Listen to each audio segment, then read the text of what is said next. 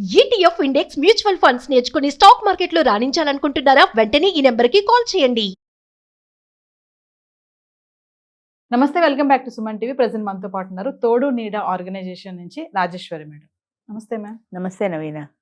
Madam, కొంతమంది life లో చూడండి మిరాకిల్స్ జరుగుతూ ఉంటాయి. మనం ఒక వీడియోలో మాట్లాడుకున్నాం, చిన్ననాటి ప్రేమ 60 ఏళ్లలో పెళ్లి చేసుకున్నారని. కొన్ని లక్కీ పర్సన్స్ కి అలా జరుగుతూ ఉంటాయి.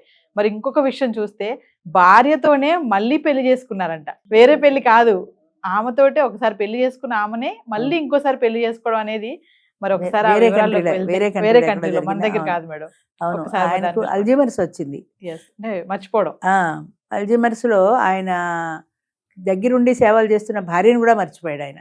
అల్జీమర్స్ అది ముదురుతున్న కొద్దీ బంధాలు బంధుత్వాలు అన్నీ మర్చిపోతారు. క్రమేపీ భార్యను కూడా గుర్తుపట్టలేని స్థాయికి వచ్చేసాడు ఆయన.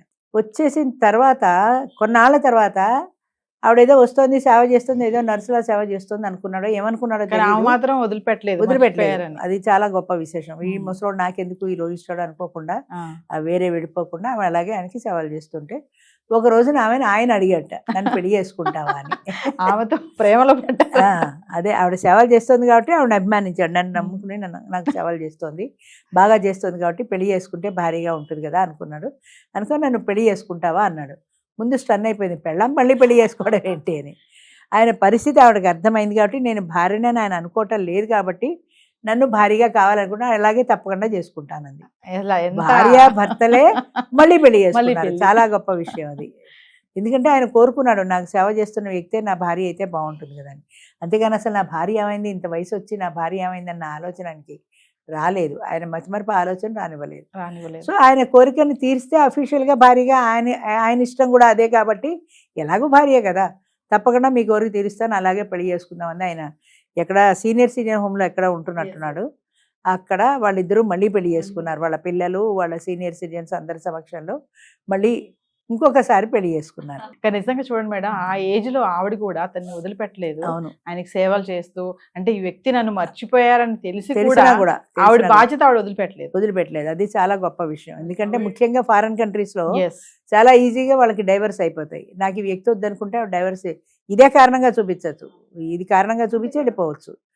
కానీ ఆమె అలా వెళ్ళలేదు, ఆయనే కావాలనుకుంది. చివరి వరకు ఆయనకి సేవలు చేస్తూ అలాగే ఉండిపోయింది.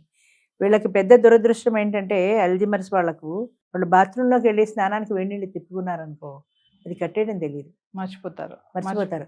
వేడిగా పడిపోతుంటే తగ్గించుకోవటం తెలియదు. అటు కూర్చొని చిన్న పిల్లలు చూడు, 1-2 ఏళ్ల పిల్లలు అలాగే నుంచి నడుస్తారు. మనం బయటికి లాగే వరకు వాళ్ళకి వెళ్ళాలని తెలియదు. వీళ్ళు కూడా అంతే, బాత్రూమ్కి వెళ్ళి తలుపేసుకుంటే తలుపు తీసుకుని బయటికి రావటం తెలియదు. వాళ్ళ మైండ్ వర్క్ చేయదు అక్కడ. అంచేత అది అల్జీమర్స్ వాళ్ళతో చంటి పిల్లల్ని చూసినట్టు ప్రతిరోజు చూసుకోవాల్సిందే. అన్నింటికి మించి గడప దాటి బయటికి వెళ్ళారంటే వాళ్ళకి అడ్రస్ తెలియదు వెనక్కి రావడానికి. మరి వీళ్ళ రిలేషన్ చూస్తే ముచ్చటేస్తుంది మేడం. మరి ఇప్పుడున్న బాధ్యతగా చేస్తుంది ఆవిడ. మరి ఇప్పుడు జనరేషన్ ఎలా ఉన్నారు మేడం కపుల్స్?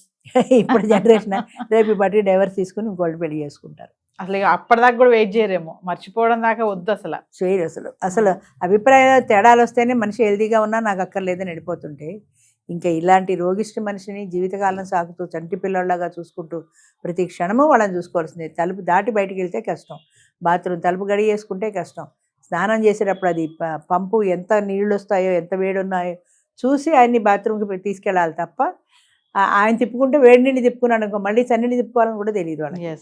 అల్జీమర్స్లో ఉండే ప్రధానమైన ఇబ్బంది ఏంటంటే ఈ మతిమరుపు అనేది వాళ్ళకి ఒక శాపం. చాలా భయంకరమైన జీవితం అది. అంటే ఆమె సేవ ఆయన మళ్ళీ ప్రేమలో పడేసింది. అంతలా చూసింది కాబట్టి ఆయన కూడా ఇలాంటి సేవ చేసే మనిషి నాకు తోడుంటే బాగుండు అనుకున్నాడు. అలా అనుకున్నప్పుడైనా అసలు నా పిల్లలు ఆలోచనకి రాలేదు. ఆయన కోరికని మన్నించి ఆవిడ కూడా నేను పెళ్ళాన్ని అనకుండా అలాగే తప్పకుండా ఆయన కోరిక కూడా తీర్చింది. ఆ కోరిక కూడా తీర్చింది. చాలా వీడియోలో చెప్తా ఉంటారు కదా మేడం, ప్రేమకి వయసు లేదు అనేది. మరి చూడండి, ఆ వయసులో కూడా ఆయనకి ప్రేమ చిగురించిందంటే అంతే కదా, అది తోడు అంతే. నిలబడింది ఆవిడ కూడా, అట్లాగే నిలబడింది. ఆవిడ దారి ఆవిడ చూసుకోకుండా నిలబడి ఆయనకి సేవలు చేసింది.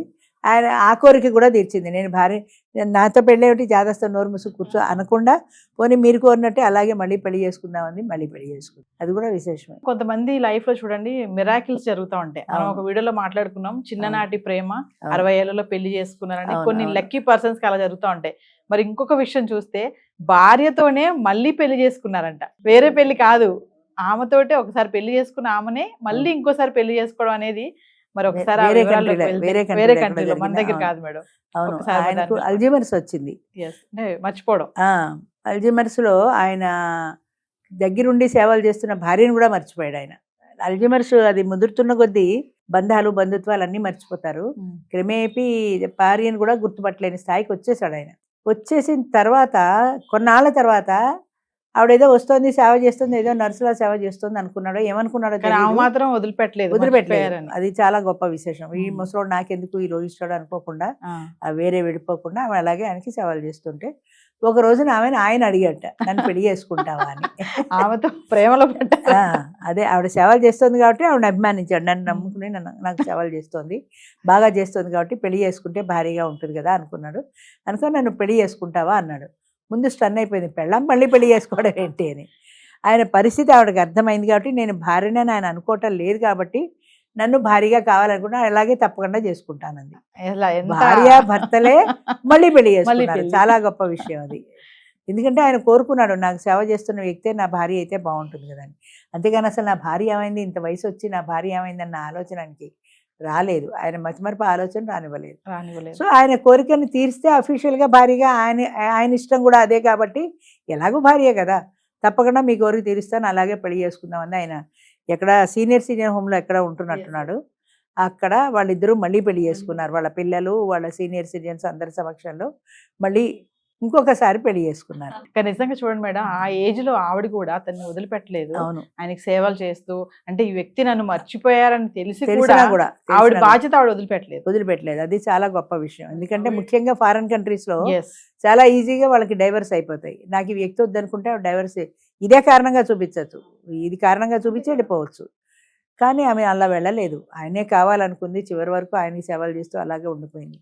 వీళ్ళకి పెద్ద దురదృష్టం ఏంటంటే అల్జీమర్స్ వాళ్ళు బాత్రూంలోకి వెళ్ళి స్నానానికి వేడి నీళ్ళు తిప్పుకున్నారనుకో, అది కట్టేయడం తెలియదు, మర్చిపోతారు. వేడిగా పడిపోతుంటే తగ్గించుకోవటం తెలియదు. ఆడ కూర్చొని చిన్న పిల్లలు చూడు, 1-2 ఏళ్ల పిల్లలు అలాగే నుంచి నడుస్తారు. మనం బయటికి లాగే వరకు వాళ్ళకి వెళ్ళాలని తెలియదు. వీళ్ళు కూడా అంతే, బాత్రూమ్కి వెళ్ళి తలుపేసుకుంటే తలుపు తీసుకుని బయటికి రావటం తెలియదు. వాళ్ళ మైండ్ వర్క్ చేయదు అక్కడ. అంచేత అది అల్జీమర్స్ వాళ్ళతో చంటి పిల్లల్ని చూసినట్టు ప్రతిరోజు చూసుకోవాల్సిందే. అన్నింటికి మించి గడప దాటి బయటికి వెళ్ళారంటే వాళ్ళకి అడ్రస్ తెలియదు వెనక్కి రావడానికి. మరి వీళ్ళ రిలేషన్ చూస్తే ముచ్చటేస్తుంది మేడం. మరి ఇప్పుడున్న ఎంత బాధ్యతగా చేస్తోంది ఆవిడ. మరి ఇప్పుడు జనరేషన్ ఎలా ఉన్నారు మేడం కపుల్స్? ఇప్పుడు జనరేషన్ రేపు బట్టి డైవర్స్ తీసుకుని ఇంకోటి పెళ్లి చేసుకుంటారు. అసలు అప్పటిదాకా కూడా వెయిట్ చేయరేమో, మర్చిపోవడం దాకా వద్దు అసలు చేయరు. అసలు అభిప్రాయ తేడాలు వస్తేనే మనిషి హెల్తీగా ఉన్నా నాకు అక్కర్లేదని వెళ్ళిపోతుంటే, ఇంకా ఇలాంటి రోగిష్టి మనిషిని జీవితకాలం సాగుతూ చంటి పిల్లల్లాగా చూసుకుంటూ ప్రతి క్షణము వాళ్ళని చూసుకోవాల్సిందే. తలుపు దాటి బయటికి వెళ్తే కష్టం, బాత్రూమ్ తలుపు గడి వేసుకుంటే కష్టం, స్నానం చేసేటప్పుడు అది పంపు ఎంత నీళ్ళు వస్తాయో ఎంత వేడి ఉన్నాయో చూసి ఆయన్ని బాత్రూమ్కి తీసుకెళ్ళాలి తప్ప ఆయన తిప్పుకుంటే వేడి నీళ్ళు తిప్పుకున్నాడు అనుకో మళ్ళీ చన్నీళ్ళు తిప్పుకోవాలని కూడా తెలియదు వాళ్ళకి. అల్జీమర్స్లో ఉండే ప్రధానమైన ఇబ్బంది ఏంటంటే ఈ మతిమరుపు అనేది వాళ్ళకు ఒక శాపం. చాలా భయంకరమైన జీవితం అది. అంటే ఆమె సేవ ఆయన మళ్ళీ ప్రేమలో పడేసింది. అంతలా చూసింది కాబట్టి ఆయన కూడా ఇలాంటి సేవ చేసే మనిషి నాకు తోడుంటే బాగుండు అనుకున్నాడు. అలా అనుకున్నప్పుడైనా అసలు నా పిల్లలు ఆలోచన ఆయనకి రాలేదు.